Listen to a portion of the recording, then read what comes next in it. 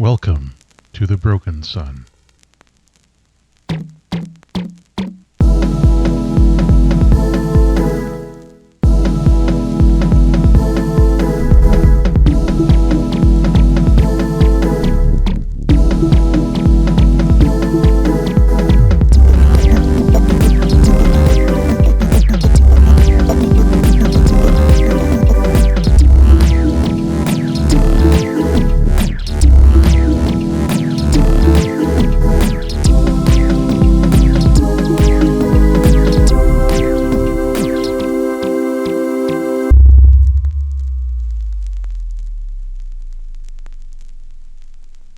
Welcome back, everyone, to Specters of a Broken Sun. This is the second season of the Stories of a Broken Sun anthology podcast. We are an actual play podcast, and right now we are playing the game Scum and Villainy by Stras Acimovic and Leboef-Little, available from Evil Hat Games. Before we begin, I want to acknowledge that this podcast is produced on the unceded territory of the Katzie, Kwikwetlem, Kwantlen, Stz'uminus, and Musqueam people, and the treaty land of the Tsawwassen First Nation. You can support Indigenous land protectors by visiting unistoten.camp and learning about the ongoing fight against invasive and illegal pipelines, and of course, the ongoing suppression of Indigenous land rights.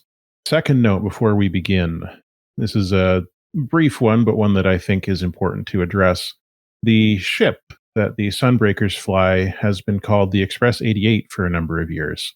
I named this in conjunction with my wife, originally from Taiwan, and 88 is a very fortunate number in Chinese. Unfortunately, I did not keep in mind when I named the ship that 88 is also a fascist dog whistle, where the letter 8 corresponds to the 8th letter of the alphabet, which is H, and then HH stands for a white supremacist Nazi catchphrase. I assure you, of course, it was not my intention for this to be any implication related to the ship or the podcast. We are staunchly opposed to white supremacy and Nazism, of course. So we will henceforth be referring to the ship as simply the Express. The cultural value of the number 88 shouldn't be ignored, but I myself am not Chinese. So when I use that number, it says something different than if someone of Chinese descent does. So to avoid that, we're just going to call it the Express, and I apologize if I hurt anybody with the naming of that ship. With that said, let's get going with the show. I'd like to introduce the people who are joining us tonight. First up, we have got Velvet. Hello, everyone. I am Velvet. Pronouns are she, Faye. You can find me on the interwebs at OG Brown Sugar. And for this season 2 of Stories of a Broken Sun, I am playing Augustus, they, them, and bringing back your favorite mother of monsters, Maeve, she, her. Thank you so much. You're also joined by Keekers. Hi, everyone. It's me, Keekers, also known as Be a Space Cat. Sometimes I play CD, who is they, them, and sometimes I play Keva, who is she, her. And I am also she, her. And I would like to petition that anything called 88 is now 87, because it looks like a plague doctor. Reasonable. And finally, tonight we are joined by Michael Blood. Howdy, everyone. It's me, Mike Blood, they, them. For the podcast, I play Emran Pak, of course, everyone's lovable oof, he, him, and as well as Slip, they, them, who is, up until recently just a weirdo, but we now know that they are a horrible AI amalgam. Yeah. And I'm Matt, or ARP. My pronouns are he, him. You can find me on Twitter at YCaliber, or you can follow the show at Broken Sun RPG. We do have a Patreon, but if you have any money laying around, I would urge you to visit Black Lives Matters with an S .card, CARRD.co, C-O, blacklivesmatters.card.co, and to donate to issues that you find there. When last we left off, I asked you all to do your experience independently. Can you tell me about what happened with your experience, Geekers? Yes. Okay. So, as I hope everyone remembers, and if you don't remember, that's all right. Last session, CD had definitely gone through a tough challenge. Well, I don't know exactly if it's just tough challenge with insight or compassion, or it was one of those things where I thought it fell into two categories when CD went in to drag Emran out. I thought it was kind of a tough challenge, but also it expressed their beliefs, drives, heritage, or background. Makes sense to me. Along with them playing the violin a lot, came That's probably up. a couple points of experience, right? Yeah, and then there was that was about it. So yeah, I had added 2 points for those two big events. And along with the ones that you gained from rolling desperate actions, were there any level ups or increases in any part of your character? Not this session, no. Okay. How about Velvet? Hello. So I gave myself also 2 experience points as well for addressing tough challenges with deception or influence, like BSing our way into Gentrifier's office and then convincing Emran to help me bug the computer. Good. And I think in conjunction also continue to express my beliefs, drives, heritage, and background by making myself the lead singer of our little troupe and trying to get blackmail on Jen. Makes sense to me. Has that led to any leveling up for Augustus? Oh, close. Not quite yet. Okay. And how about Emran? So for Emran, I gave myself 2 for addressing tough challenges with technical skill or ingenuity. Mm-hmm. And I believe I gave myself 1 for expressing my beliefs, drives, heritage, or background by being absolutely willing to go on the sword for someone who is being, oppressed. It makes sense to me. Any advancement from that? Nope. Just steadily increasing. Halfway there. Okay. All right. And as for the crew experience, you executed a successful smuggling operation. So you got experience for that. You contended with challenges above your current station. You bolstered your crew's reputation of strange. And you expressed the goals, drives, inner conflict, or essential nature of the crew. That goal being illicit smuggling, blockade running, and more recently, liberation. So that has led to a level up of the probable cause. With that, when you level up, you get to pick a bonus for leveling up. So anything that you have in mind that you want to get for that. You've got the, let's see, you've got leverage, you've got just passing through, home cooking, which I know is the greatest one there is. Smuggler's rigging, let's see, is a good one. There's different types of ship gear you could get, or you could get a new training module. I vote that we just give Terry another gigantic gun. You could level up the weapon systems if you wished. Oh, we could get a science bay and do some science. Yeah. Yeah, no, Ooh. actually, that would be not ZD. CD's vote. Yeah, you've got the option for medical bay or science bay, armory. I think armory is pretty useful. Let me just check. Let's give here. Terry guns. I mean, Terry has guns. We just have to But they make could have sure. bigger guns. Yeah, They could have bigger guns. and more guns. Exactly. See? Same mind. They could Okay, have gun, so- but dire. Armory, a secure room holding the crew weapons and armor. All crew weapons and armor are considered to be fine, if not already so. Ooh, dang. That is good. Mm, You want to go with that then? yeah. Some apps. Pardon me? I didn't hear what you said, Mike. We have some bruisers on our team. Okay. Oh, yeah. Now we have like punchy peeps. Mm-hmm. Yeah. Okay, so I've put armory in there. So Terry has been constructing an armor lock, an arms locker inside of themselves that you can access. And with your recent crew upgrade, you've got access to higher quality stuff when you're, getting weapons. So Terry's been putting all of that to good use while you were out rescuing the Andromedans. Now, that said, downtime actions for the characters who weren't on the mission. Did you have any quick ones in mind? Let me open that character sheet. I have a I would like specific- Slip to.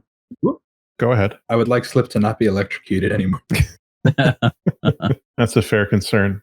I was going to ask if Slip has at any point shared the visuals that they have created of the person they see in their mind with any of the Sunbreakers. I don't think the thought has occurred to Slip yet.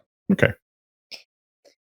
He's secretly Maeve's dad. The person in Ugh. their head. Ugh. Horrible. That would be one twist. I want to say I just picked Maeve because we knew about Emran and Kevin's dad. So That'll be the episode directed by Ammonite. They'll manage to make it boring. Oof. Ooh, Look, coming in with the hot he takes. made The Last Airbender. I can't forget That's true. that. We're not fair. good. Okay, so you're going to get some help, presumably from CD, to roll on that healing there for Slip. That is what I'm hoping. Okay. CD would So- never say no. Recover. Remove all level 1 harm. Roll ship's crew quality -1 or a crewmate's doctor ability. Advance your healing clock per level. So we would roll that CD's doctor rating, which is 2. So you can roll 2 dice, Slip, and we'll see where that takes us. Yes, a 1 and a 3. 1 and a 3. Okay, so on a 3, you tick 1 advance on your healing clock. Boop. Okay. Hey. I think CD is probably still distracted by their talk that they had with the Andromedan while they're working on you. And That's fair.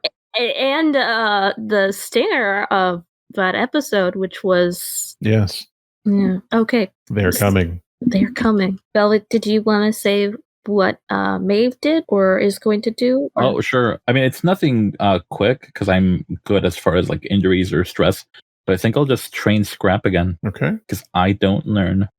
Is she now going to like try to fight with Keva since? Yeah, right. Just going clockwise with everyone. It's just like, no, Mandakai was too much. Emran was too much. Okay, let's see. Even with 5 dice, you still roll 2 1s, man. Yeah, well, that's me. No, that's us. That's forged in the dark for us so far. Mm-hmm. Okay. Anyone else? What's Nimbus's tier again? 4. What do I roll for the training? Do I roll Scrap? Do you roll for training? I think you just Train. take the Mark 1 experience in an attribute or your playbook. Oh, okay. And plus 1 extra XP if you have the appropriate crew training upgrade, which I don't think you have for this. I don't believe so. All right. All right. Any other downtime stuff?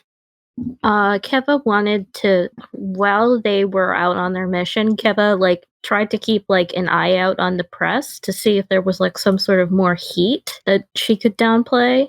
You could certainly try. It might be a difficult thing to do, but lay low is an option that you have access to. Yes.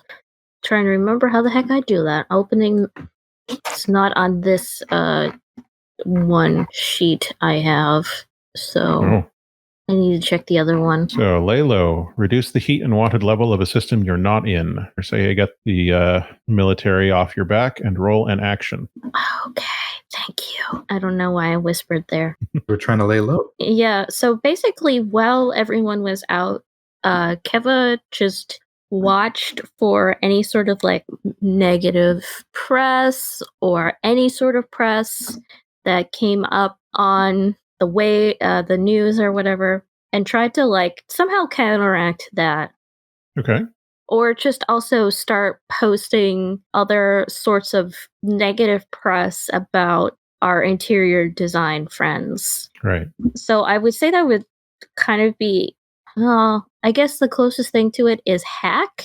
Yeah, sure. Go for it. I mean, it could be hack or sway. Yeah, I'll just go with hack. Was that me? No, that was me. No, that was you. Yeah. Okay. Hey. You got 6. Nice. So for lay low on a 6, you increase the lay low, or let's see, what's it called again? The wanted reduction clock, you increase it by 3. So that brings it up to 3 out of 6. And remove 2 heat from that system. Which system are you, or which section are you working on reducing it for? That was again wherever Olympic Interior Designs are, since that's where they were working in. That's in the inner. Okay. So remove 1 from there and note 3 out of 6 on the wanted reduction clock there. So you do see a lot of news flying and then quickly being censored as Olympian Interior Design explodes. It's hard for the censors to like hide that information because there's so many people who see it happen, but you can see that there's like official explanations and such that are going out about what exactly has happened, and all of them talk about a terrorist attack, and they start showing those wanted posters that are of the Sunbreakers, and they also start showing wanted posters that have, let's see, it says like wanted with a composite shot of what they think Slip looks like, and they have, it's not very convincing. They also have but Slip wanted. wasn't out with everyone that time, I guess. No, but the whole crew is now wanted level 3 in the inner system. Can I say? And they've got some pictures that look like they kind of might be Augustus if you squint. Slander and hearsay. So it's going to make things tricky if you want to go around anywhere that they might sympathize with the government or the corporations, Olympian Interior Design in particular, which is most places. Yeah, is it a straight up regular mug shot of CD? Yeah, it's just It's just this CD is probably in. They just assume you're involved as well. Noted murderer and body part stealer, CD. Also a terrorist. They're just dumping everything they can. Here's a story about one time CD forgot to pay for their coffee at Simbucks. Turn that rap sheet into a CV. I don't know if CD drinks coffee. Yeah, I mean, it's definitely not true. It's just- my avatar does not drink anything. I'm trying to think of what CD would actually eat and drink. That's such a foreign concept to me for them. Somehow they just exist out of that. No, there was a time they ate the cheese and other finger foods at the party. Yeah. Oh God, Right. party. Well, there's eating and there's eating, right? I think CD does What? not need to subsist upon human food, but they will engage in it if it's good enough. The only people eating human food here are the ones living in the core anyway. I know, but I mean like in the past even. You think CD just ate like ration packs and drank Gatorade? That's literally Oh Lord! Oh gosh. I pass one. A teenage boy that never left a room. I pass one bowel movement a month. You know what? Yeah. I mean, they drank water because they're a doctor, but You need something to They- wash down they- the soylent. yeah. Soylent. Was in fact not people. Not this one. No. Okay. You got that cryptic announcement from Harros saying they're coming, and she didn't have anything further to say and resumed her vegetative state after that pronouncement. But it's not much longer before someone does indeed come to your water treatment plant hideout. And the person who arrives, you might recall, well, half of you would recognize this person, half of you wouldn't. They have a broad-brimmed hat. They're tall, lanky, they've got long limbs, and their duster jacket is professional charcoal gray and black on the outside, but has a fantastic shifting pattern on the interior. And indeed, standing before you with MP by their side is Yolo Swaggins, bounty hunter. Oh snap. Well, no longer a bounty hunter, as those of you who are friends with Yolo would know. They have not done bounty hunting for quite some time. My future ex-husband. CD has been waiting for this person because Harris said that someone was coming.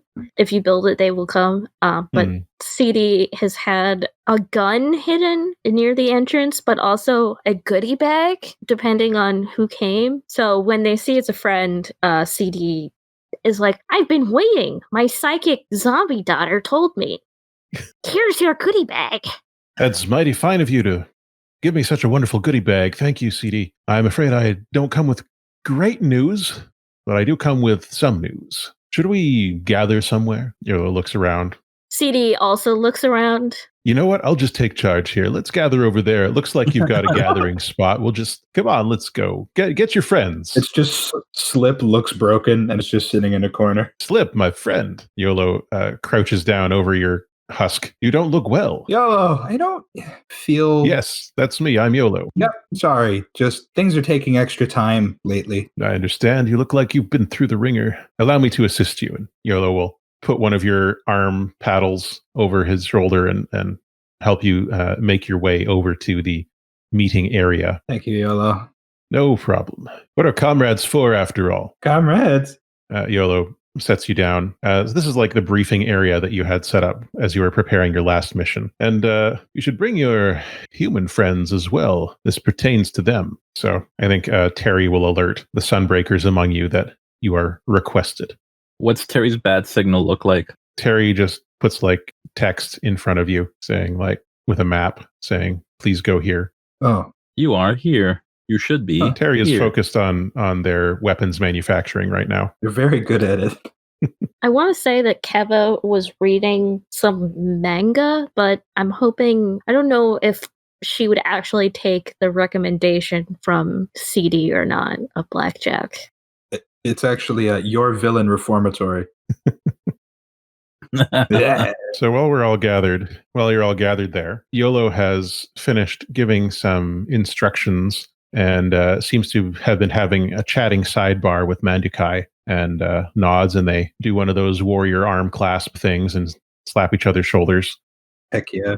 Mandukai departs and says, I'll return later. And Yolo says, now then, you've made quite a stir out there. It's very exciting, and I'm sure we're all looking forward to seeing what you do next. But before you can, obviously, we've got the issue of this fleet out there. But that's not exactly what I've come to talk to you about. Yes, the fleet is an issue, and I know the Resistance has been attempting to contact them, but I have parted ways with them since the ugliness. I'm working with the Surface Liberation Front now. In fact, you may notice the Surface Liberation Front, when you're interacting with them since your last mission, are much more organized than they were when you first met them. It's because they've increased to Tier 2.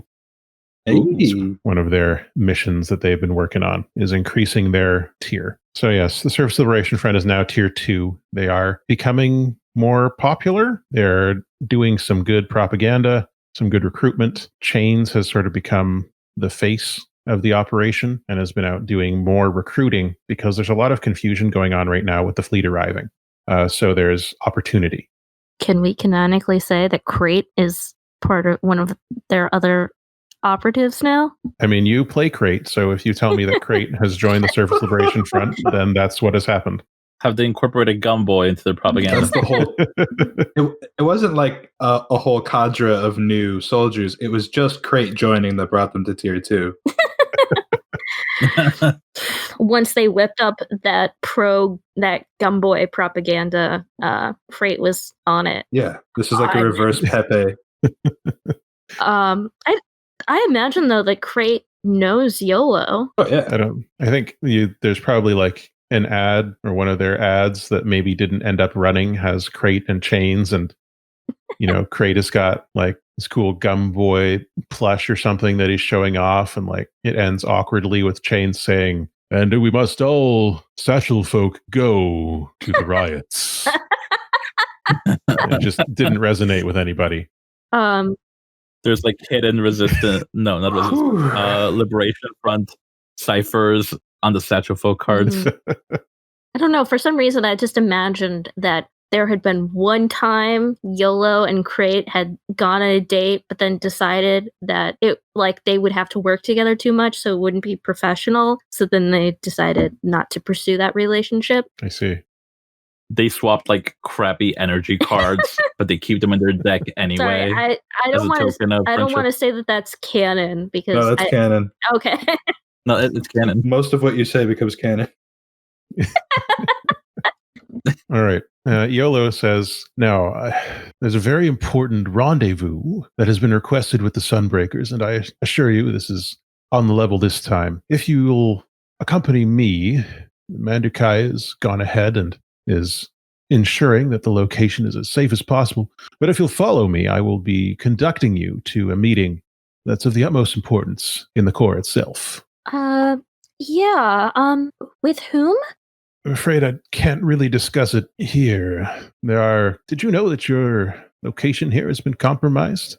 What? Yeah. Oh dear, I thought you'd been told. The Resistance knows where you are. Ever since you escaped, they've been looking for you, and they're going to leak it. They have located it. They may simply come themselves. I learned that before I left. That's in part why YOLO gestures over to Terry. In part why Terry has been conducting these upgrades to prepare for a potential attack or to find a way to escape this place and set up somewhere else. For now, we've been booby-trapping the tunnel so that they can't get here easily, but it won't be too long before they arrive. I mean, is there somewhere else we could go that, they don't know where we are? It is difficult to find a place to store. YOLO looks over at the Express. A vessel of this size, finding unused space aboard the station is, I'm afraid, a difficult task. We're working on it, but it may be that you'll have to become mobile. When CD hears about this, he's like, okay, gonna have to start doing the go bag. Might have to keep Harrows inside my room on the on Terry now. If that's what you need to do. But for now, I do assure you this meeting will be worth your while. Well, I'm all for it.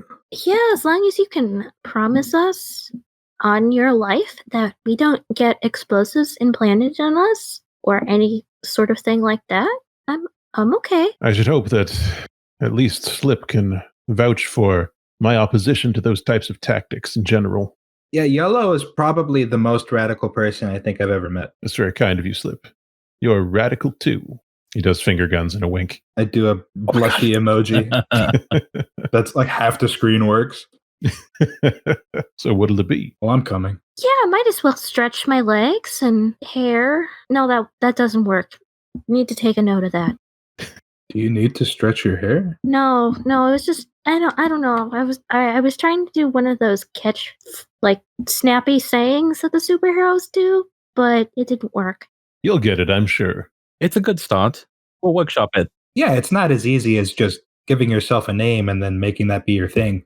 Yeah, I'm kind of at a loss with that one because there is no cool superhero name that would have hair in it. Yeah, there was the bubonic hair. It was horrible. I don't think that's a good superhero name. I think you're just proving my point. Oh no, I was agreeing with you. So YOLO tips his hat and says, well, I'm going to start walking, and you can follow me if you'd like. If not, I guess I'm just going to have a nice little evening constitutional. Emran follows, sword in tow. That's quite the blade you've got there. Yeah, thanks. Is that silicone graphite mesh? Emran almost stops.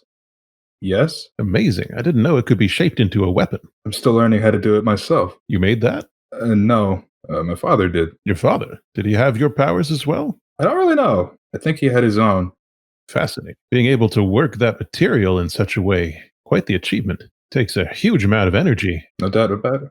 Really? Indeed. It's designed to be heat resistant, as well as incredibly durable. We don't have much of it here on the station ourselves, but, that's because this station was designed and built by the United Shareholders of America, and, we didn't exactly have access to that technology. Try as we might, we couldn't quite steal it.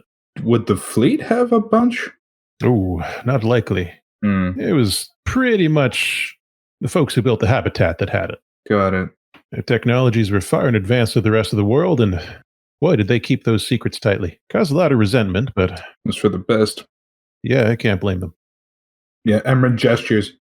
Sure can't. YOLO nods and tips his hat a bit down over his eyes. So, stretch your hair? Oh, yeah. I gotta be honest, I like stretch your hair. That's unique. Oh, thanks. Keva says and waves her hand. Waves her hair. I whip my hair back and forth. Yes! Thank you, man. No, Keva, I'd say that Keva has some of her hair out most of the time. As in our official artwork, just some small strands just above her hair ear, so it just looks like kind of natural hair, but she kind of moves it on one side it forms a hand and does a thumbs up at YOLO. He chuckles. Goodness me, never seen anything quite like that. Oh, it gets weirder. Yeah, it can get bigger, kind of any shape. One time we hacked in. Well, we didn't exactly hack. It was kind of an accident, and we got put into this weird cyberspace that I guess was kind of like your simulation here, but different. Virtual reality? It was Yeah, not good. yeah. No. It was pretty. Oh no, it was pretty terrifying. We were different people, and the world was different. It wasn't like we were aware of who we were. I think So it wasn't like a... it was like some sort of thought matrix that made it easier to metabolize certain information for the intelligence that we're close friends with, but it was not a fun experience for us. Yeah. Or for them, to be honest. No. Yeah. It was interesting. I learned some more stuff. That was the one upside, but about what life was like before. And We're walking, by the way. We're walking, right? Yeah, we're doing a walk and still- talk. It's, yeah. Okay. it's Sorkin time. I have to say the weirdest alternate personality was Maeve's. YOLO looks over at Maeve and says, what's your story? You've been pretty quiet. I'm just thinking of all the ways I'm going to dismantle whoever might try to ambush us. Well, I'll be right there with you if such a thing happens. She is a surgeon. Oh my. Yeah, Maeve is amazing, but you don't want to mess with her at all. I assure you, it is not my intention to mess with any of you. Sure. I am but a frail weed before the raging torrent of your winds. Nope, that's not the word I wanted. Somewhere on the station, there's a cowboy who nods his head. A frail reed before the raging torrent of your current. Yeah. It's a little bit better. I liked Winston. Yes, I workshopped it with myself. Oh, you can do that thing Slip can do. Oh, not quite. Just, talking inside my own head. You do that too, right? It's just a human thing. Right. Human. I assume. It's been a while since. Anyway. I'm not an expert. YOLO puts their hands in their pockets there and just continues to stroll onwards. You're walking through a series of tunnels here, not all of which appear to have been deliberately connected. Some of them have been walls blasted through. There's a couple places where there's a lot of dust, but some of it has been fairly recently disturbed. It seems like this network of tunnels is probably not official.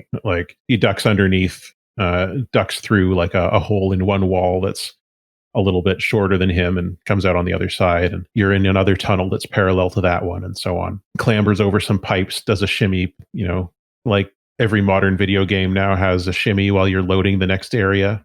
A couple of those shimmies. Yeah. Going through a tight space. Somehow YOLO never has any dust on him though. Even after scraping in between two very close set walls, it's just immaculate at all times.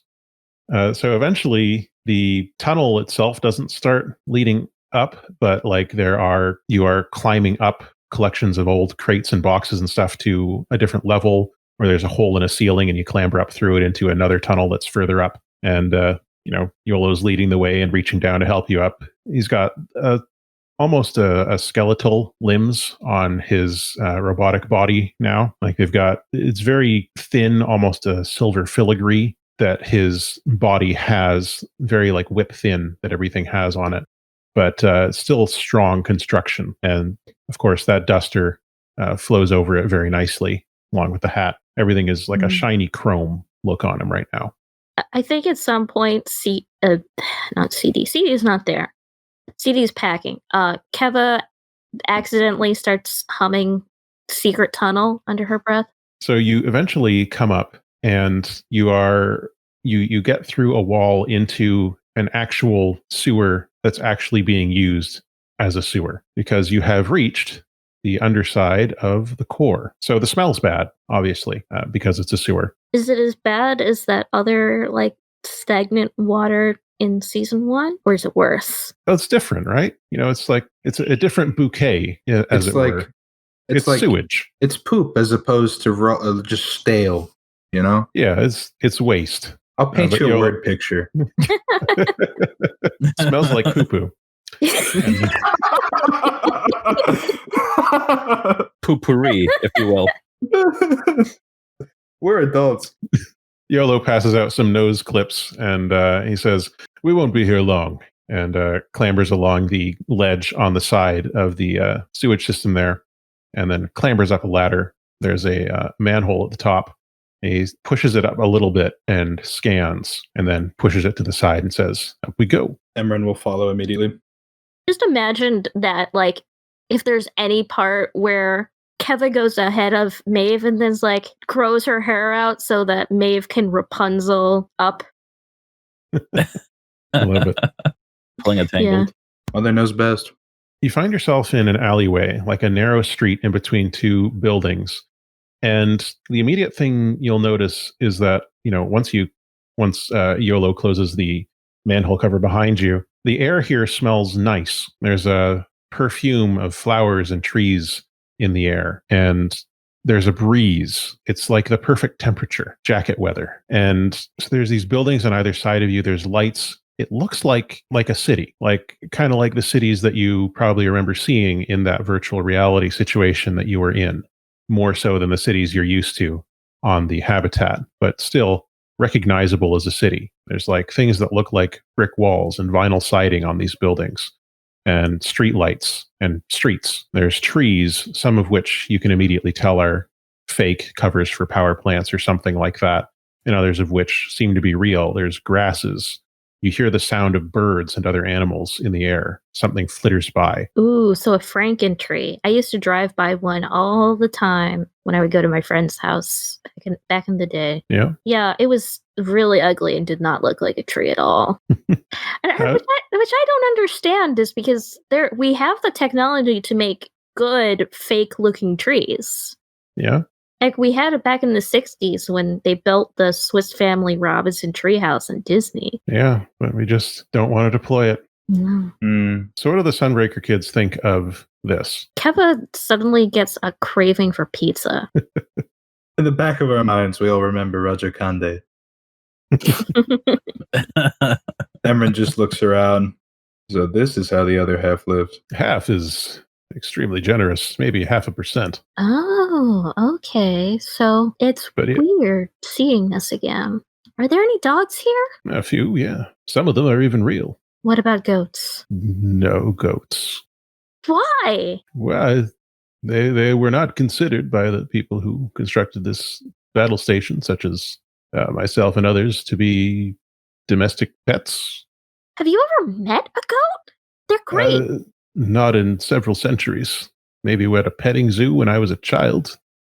Oh, okay, so you just don't understand. Okay, I get it now. I get it. I mean, they can be pets and they can produce things. It's like 2 in 1. It sounds entirely too useful for these people. Yeah, you're right. But we do need to be somewhat surreptitious. You blend in here more than you do in the rest of the station, but it's a small town here in the core. People may know that you're not who you should be. So that reminds me, and Slip knocks on the seemingly solid wall of vinyl siding beside him. Or YOLO. What did I say? You said Slip. I'm sorry. Freudian slip. Thinking about all the fanfic. So YOLO knocks on the section of vinyl siding, and it slides in and then aside, and he walks in and gestures you after him.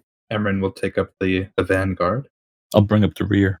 So inside, you are in a gigantic wardrobe. There's just clothing everywhere. And YOLO says, it would be in your best interests to pick out something that'll blend in a little bit more. Do you have anything in like sunset orange? YOLO looks around and gestures.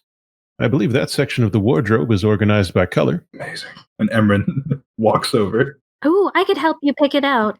Emran takes your hand and brings you over. So take a couple minutes and decide how you want your characters to be dressed. Whatever clothes you want them to have are here. Oh. It can be fancy, it can be streetwear, it can be Final Fantasy 15. There's a lot of zippers everywhere. Half pants, half shorts, all attitude. No. I'll go full zippers back to like early 2006 emo. Kind of a crop top, but one half goes down. Okay, but wait a second. Yep. Is there a lot of plaid like in Kingdom Hearts 3? Whatever you want. It's here, whatever you want. No, I think Maeve's gonna dress like Jessica Rabbit. Oh my lord. Sure. Like on vacation or just in a slip? Where else is she gonna find clothes like that? Slinky red dress, right? Too powerful. Yeah. Wow. Gosh. Exactly. Is it the glittery one or the not glittery one? I think glittery, because where else is she gonna find glittery clothes? Yeah, the once in a lifetime. Oh, let me think about this. This is hard. You should have told me beforehand, Arp. Would have ruined the surprise. I think I got it. Okay, go ahead. It's a short sleeve button up with a setting sun motif all across it. It's like a print over a dark blue. Mm-hmm. He's got they look like chinos are the pants. Yeah, and then legally distinct Doc Martens. Oh, sweet. And a ball cap. Are these the the beige chinos or kind of brown mustard? I'm thinking beige. Beige. Okay. Now, does your snapback say Poppy or Big Chungus? The snapback is a series of Chinese characters that are completely gibberish when placed next to each other, because that's the sort of place this is. It makes sense to me. There. Would the kids try to read it? Be like, that's not a words. Emran is just like, translate it. This sort of says trash can, but it also says river. Yeah, it's definitely not what the designers thought it meant. They thought it said power. But it actually says foul smelling water.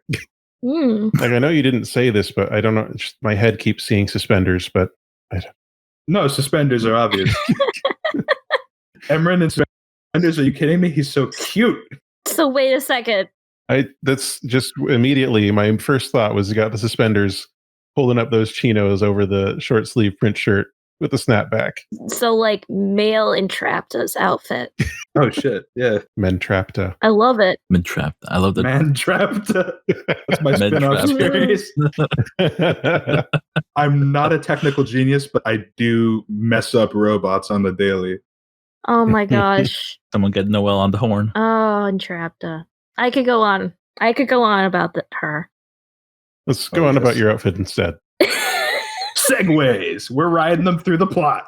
I was still trying to figure this out. It's hard because I think that Keva. I think there are a few ponchos, Mm-hmm. but I don't think any of them are up to Keva's standards. Oh. Emerald would body lock from the ponchos as hard as possible.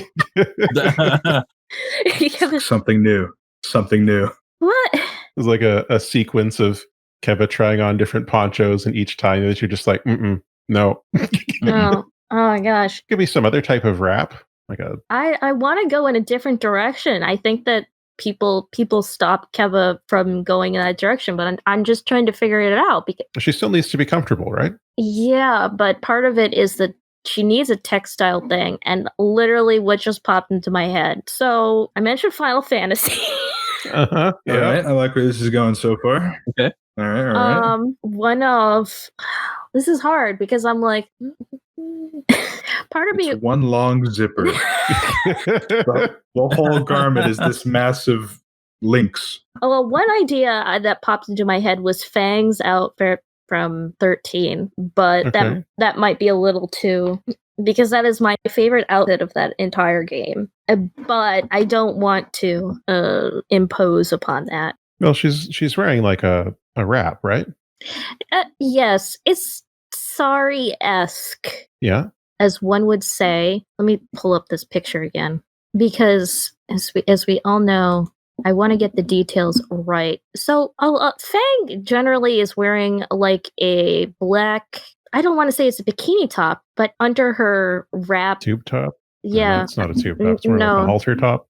Yeah, well, it almost looks like a black sports bra, but not a bra, if you get what I mean. It's bigger. And then the wrap / sari is slung around, and that's kind of just her skirt as well. Mm-hmm. But okay, so imagine that this is a mashup between that outfit and Yuna's outfit in 10-2. Which one of Yuna's outfits in 10-2? Oh, yeah, you're right. I mean the main outfit. Okay. Well, okay, so The one with the half skirt. yes. Well, both of them, the songstress outfit also has like that flowing down the side thing. Right. Sorry, I was obsessed with the songstress those two outfits many moons ago. But so Keva's outfit is definitely more on one side.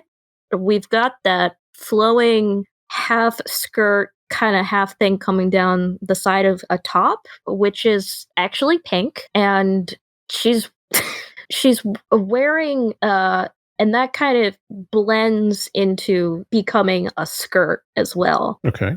And like Fang, it's kind of like it stops at calf on one side and goes all the way down to the ankle on the other. Okay. Yeah. And yeah, it's definitely the most revealing outfit anyone has ever seen Keva in because you can actually see half of her stomach. Goodness. Whoa. Sun's out, thumbs out. Okay. So we have this montage of you trying out different outfits and all of you eventually settling on the outfits you've described. Yolo remains in the same thing that he was already wearing. I'll try to do a sketch of it for everyone Excellent. on the thing, just because I want to try to figure this. I got the pieces together in my mind. Now I need to draw it out. I believe in you. Mm-hmm. So I'm going to do a flashback to a moment. Before Mandukai left Keva, she asked if she could borrow your drones. Oh, of course. Okay, so you're all in these outfits, and Yolo leads you through the building into another room, and you can see that this is a house of some sort, but it doesn't seem that you don't hear anyone here at the moment aside from the four of you, including Yolo. And Yolo says, "Now we will need to make our way through the city in just a moment, but first," he looks at something on his communicator, then nods and says, "All right. Your companion from the surface has completed her mission, and he goes to open a different hidden panel, and Mandukai is there. And Mandukai is also wearing a fancy outfit. So she is wearing, it's a green dress that looks like it is made out of, not the whole thing, but it looks like it's got this huge train that goes behind her. And the train looks almost like a plush comforter, like it's got rings of sewn fabric. And then the edges of it are these ruffles. And there's also these feathery caps on her sleeve and like a bodice that's, low cut, but tastefully so. And, the rest of the outfit hugs. And then it flares out into this train that sort of surrounds the base of it. And this is all in different shades of green and emerald and so on. The sleeves go down to the wrists, and there's her headscarf has been incorporated into the dress. So it's like you see just her face and her hands, and the rest of her is covered in this green, almost like a velour fabric. And this train would be a very awkward thing to wear, but the train is being held up by some of Keva's drones, which are keeping the train up off the ground and floating around her. Oh my I love God. it. That's amazing. At first, I was imagining it as the woman's dress in the Arnolfini portrait, which is the merchant and his wife. The wife is in this amazingly opulent green dress for the period. It's like a Lincoln green. I imagine it was a little bit like that with the train and just the voluminousness, but also probably more spectacular. It's got some gems on it as well, like sparkles and stuff. Her headscarf is encrusted with not jewels, but like these shards of glass and stuff that sparkle. And frankly, the effect of the pattern on it is a little bit, shall we say, yonic. This is the type of thing that Mandukai is currently wearing, and she's also got her beard. She's got the gems in it. In the 5 points of it have also been switched to sparkly green emeralds here for this. Oh, so Emerald City Mandukai. She looks at the three of you, and she has a big smile on her face, and she says, "Well, don't you look delightful?" Says Keva, daring. Yeah, Emran wouldn't let me wear a poncho, so yeah. Well, you're certainly making it work. Maeve, I love what you're doing there. Those gloves.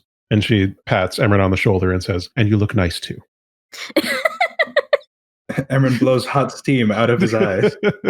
A couple of the other drones behind her are carrying a box that looks like it's made of cardboard, and it's tied up with a ribbon that's in orange. And she says, "For me? You shouldn't have." "Well, I didn't. But come along anyway." And she sweeps back out through the door. Curve after curve, bro.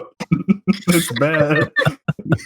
It's like a windy road. With the drones after her, you can see Yolo sort of chuckling into his hat, which he's taken off, holding in front of his face. So she leads you out into the streets, and there is a parade happening here in the core. And it is pretty loud. Like there's a lot of noise going on.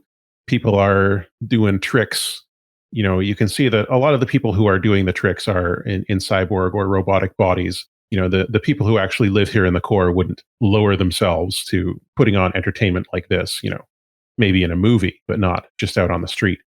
But it's a loud, raucous parade, full of elements that don't rightly belong to the people who live here, but which they are gleefully appropriating as they do all things. There's great music playing, and there are the smells of food floating out from a central plaza. And she says, "I will need to make our way through here. I'm sure your outfits will help us to blend in," but she tosses a wink over her shoulder.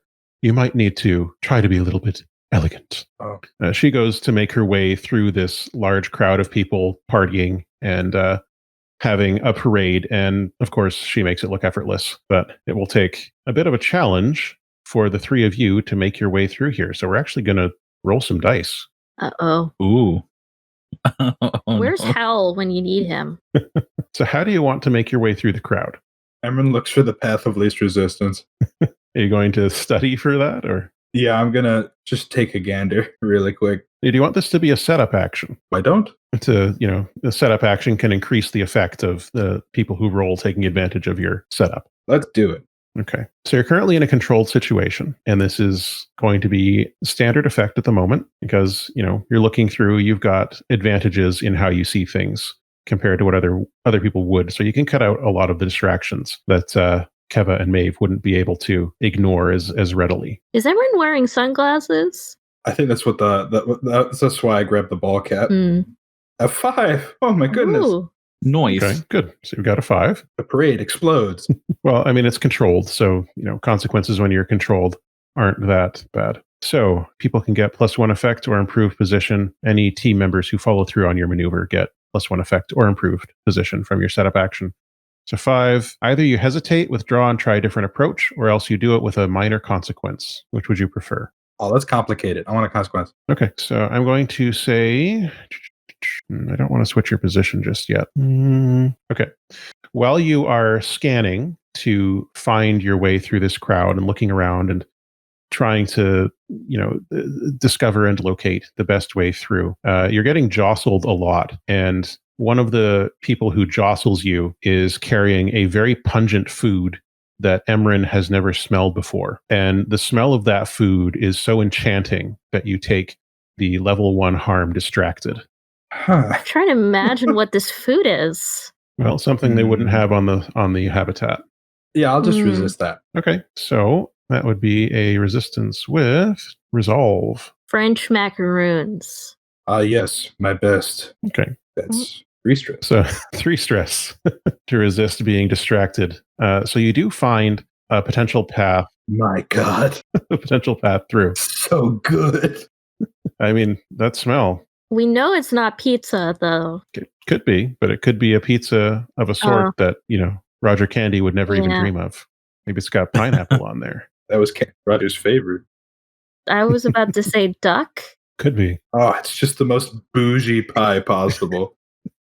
I mean, maybe it's like you don't have beef on the station, on the habitat, so it might be something like that. I don't know if Emran would be into that or not. It's just a huge cheeseburger. Maybe it's a cheeseburger. Lordy. It's 2 pizzas with beef in the middle. What sort of Ninja Turtles things are we dreaming up here? I'm sure it exists. Oh, yeah, I know it exists. This is America. No. Just going to quickly Google burger with 2 pizzas. Yep.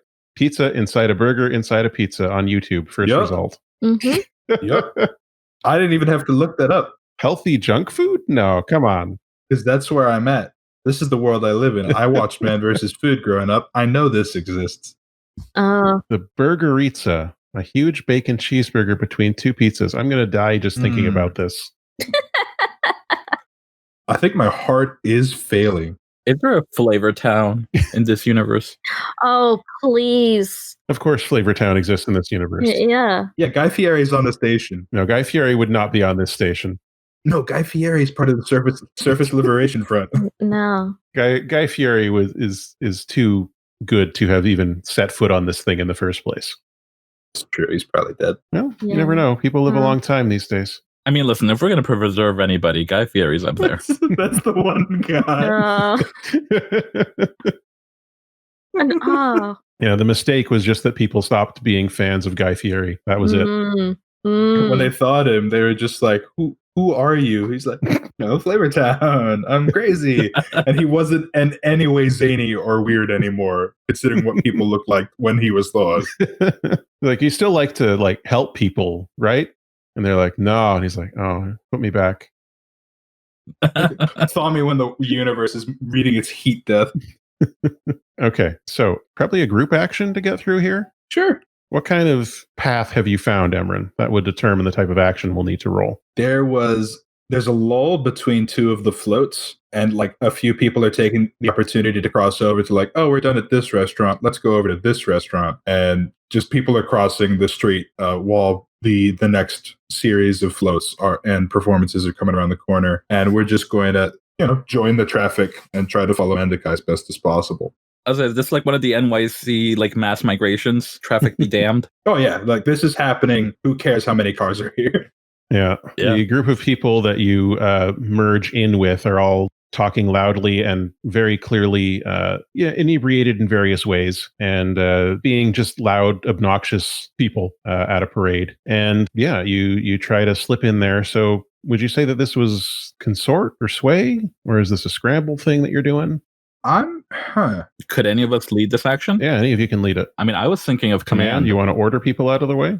It's kind of like Mandakai and Maeve like strike poses and kind of like move. So it's like, oh, these women are on a mission. Let them through. I'd allow command, but with limited effect, because that would risk drawing attention to you. And also, these people are like super drunk and high, extremely entitled. Consort it is. Yes.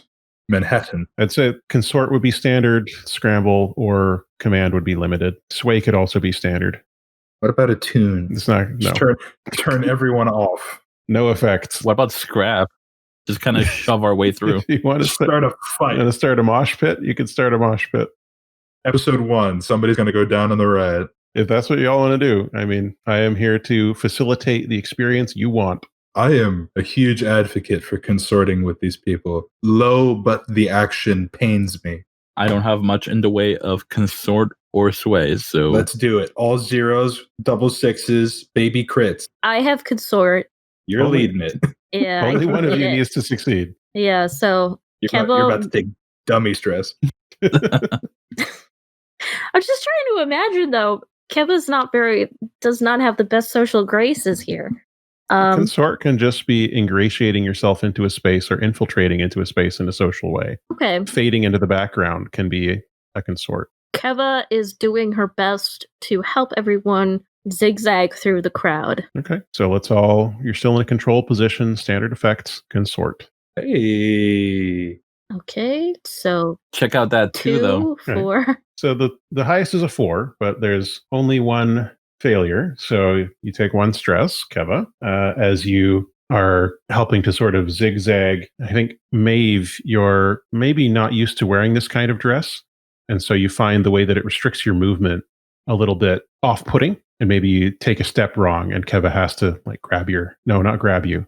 Keva has to. No, Keva does not grab. Find a way to sort of steady you so that you don't fall, or demonstrate to you, oh, you've got to step this way. This Keva, you're more used to wearing, I guess, because you're used to wearing like ponchos and wraps and stuff. Mm-hmm. So you might be more used to having your legs restricted in a way that Maeve with her voluminous ball gown is not. Yeah, Keva also knows more about not just kind of moving through a crowd.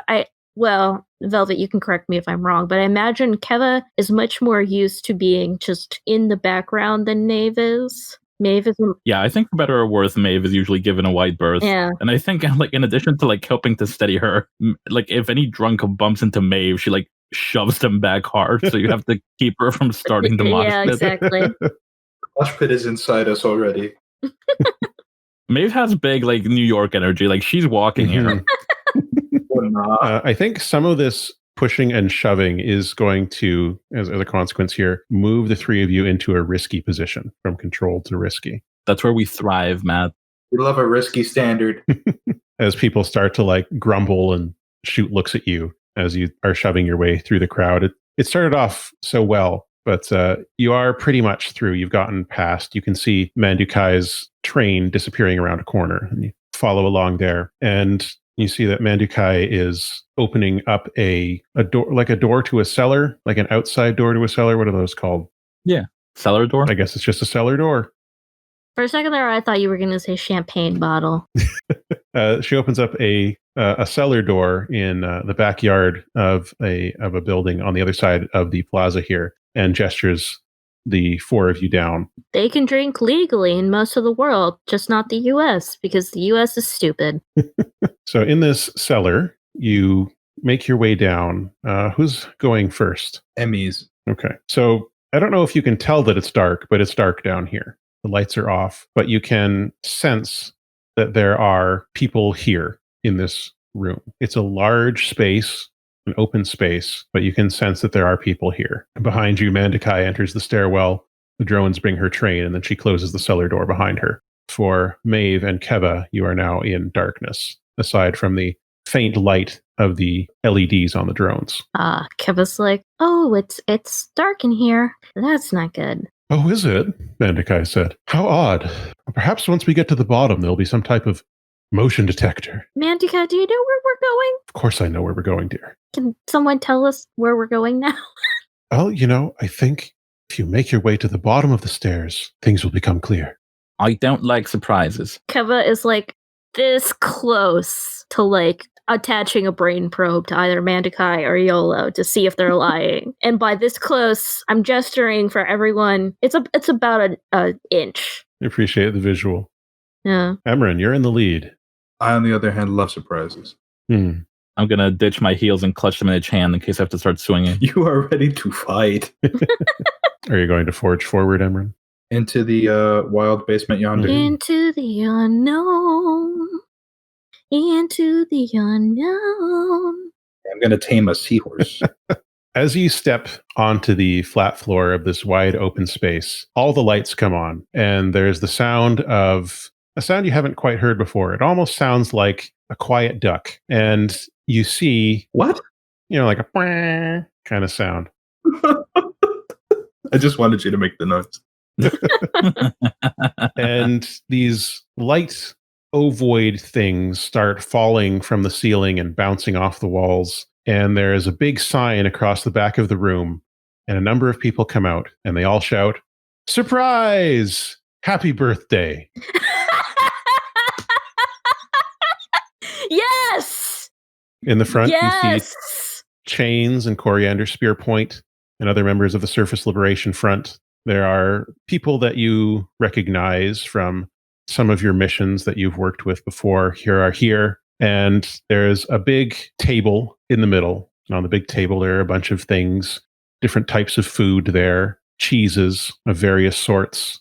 Keva, you'd recognize there are cheeses from the surface, some that you probably haven't seen for some time. In fact, a lot of food that has made its way up here from the surface, presumably through the usual means of how food gets here, but it hasn't been altered or changed in any way. This is the genuine food you would recognize from your home. There's a big banner that says "Happy Birthday" across the back wall, and the balloons that are floating around all say numbers of 2 and 0, because your characters have just turned 20 years old.